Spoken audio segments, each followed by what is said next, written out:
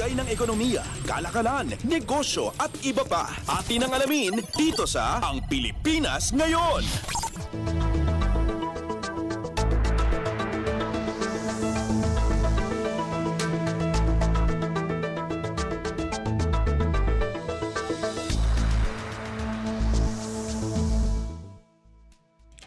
Magandang araw, narito na ang mga naungunang balita sa larangan ng pagnenegosyo at kalakalan.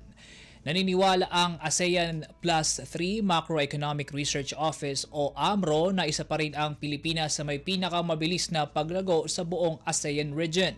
Sa pinakabago nitong forecast para sa Philippine economic growth, ipinanatili ng AMRO ang 5.8% projection para sa 2024 at 6.3% naman para sa 2025. Dahil dito, pumapangalawa na lamang ang Pilipinas sa Vietnam na may inaasahang pinakamataas na paglago sa buong Timog Silangang Asya mula sa projected 7.1% growth rate nito para sa taong 2024 at 6.5% naman para sa kasalukuyang taon. Paliwanag ni AMRO Chief Economist Ho E. Cor, bahagi ng retained forecast sa Pilipinas ay mula sa pagsisimula ng easing cycle sa monetary policy ng bansa at sa pananatiling malakas ng domestic demand, gayon din ang naging performance ng Philippine exports. Maalala na noong nakaraang taon, kabuang 75 basis points ang iniawas ng Bangko Sentral ng Pilipinas o BSP sa policy rates ng bansa, dahilan para bumaba sa 5.7% ang reverse repurchase rate at mag-adjust sa 5.25% at 6.25% ang interest rates sa overnight deposit at lending facilities. Nagpaiwatig din ng Bangko Sentral na pauna pa lamang ito sa mga inaasahan pang rate cuts ngayong taon. Samantala, bukod sa magandang projection sa Philippine economic growth, inilagay naman ng AMRO sa 3.2% ang projected headline inflation ng Pinas ngayong taon, pasok sa 2 hanggang 4% projection target ng pamahalaan. Lagay ng ekonomiya, kalakalan, negosyo at iba pa. Atin ang alamin dito sa Ang Pilipinas Ngayon.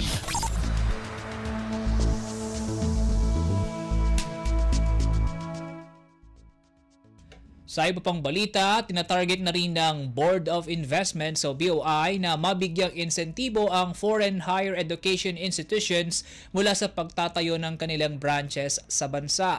Sa inilabas na Memorandum Circular ng BOI, inamyandahan nito ang Strategic Investment Priority Plan o SIPP guidelines dahilan para maisama na ang Education City sa ilalim ng infrastructure at logistics sector.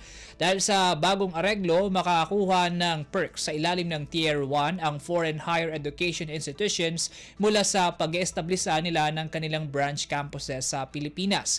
Nilinaw naman ng Memorandum Circular na kailangang makipag-partner ng foreign higher education institution sa local entities na may 60-40 ownership arrangement pabor sa Philippine partner. Sa ilalim ng Tier 1, ilan sa mga insentibong nakapaloob dito ang 4 hanggang 6 na taong income tax holiday bukod pa sa 10 hanggang 15 taong enhanced deduction regime. Sa klaw ng Educational City, ang pagtatayo at operasyon ng education facilities at buildings na may digital infrastructure, gayon din ang probisyon para sa auxiliary services na siyang magpapalakas sa education experience ng mga mag-aaral. Ayon kay BOI Executive Director Maria Corazon Halili Dichosa, ang nasabing amyenda sa SIPP ay magsusulong sa pambansang education agenda. Mapaghuhusay rin anya nito ang mga oportunidad sa international collaboration na siya namang magdadala sa access sa expertise at kaalaman hinggil sa global industry trends. Lagay ng ekonomiya, kalakalan, negosyo at iba pa. Atin ang alamin dito sa Ang Pilipinas Ngayon.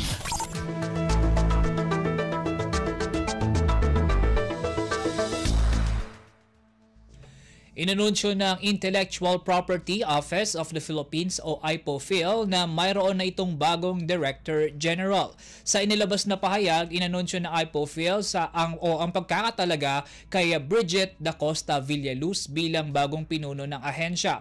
Bago ang pagsalin nito sa government workforce, una nang nakilala si Da Costa Villaluz mula sa 3 dekada nitong extensive service sa intellectual property law sa pribadong sektor. Nakilala rin ito bilang trademark Mark Starr ng Managing Intellectual Property 2021 at 2022 mula sa husay nito sa larangan ng intellectual property law. Dahil din sa kanyang husay sa intellectual property prosecution, nakakuha rin ito ng pagkilala mula sa Legal 500.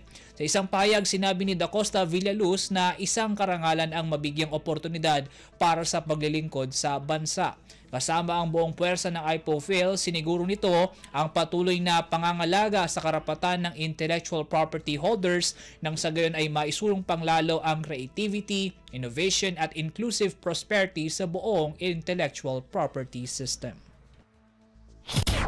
Lagay ng ekonomiya, kalakalan, negosyo at iba pa. Atin ang alamin dito sa Ang Pilipinas Ngayon.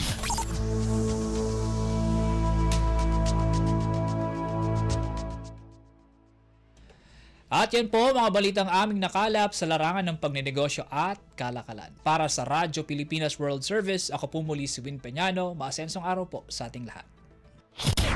Lagay ng ekonomiya, kalakalan, negosyo at iba pa. Atin ang alamin dito sa Ang Pilipinas Ngayon.